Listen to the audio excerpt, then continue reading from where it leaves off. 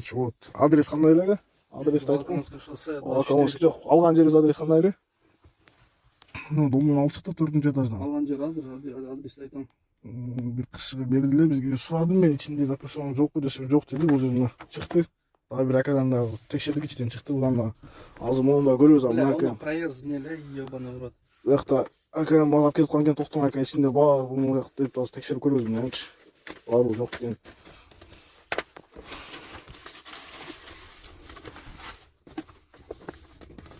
Нелер караңыз ака, заказ курулган жер. Мына эмнелерде бар экен, кнопка урулган жерлерде. Ошону алчын эле жыртып. Бизге ушундай мына урулган жерлер экен. Бар экен.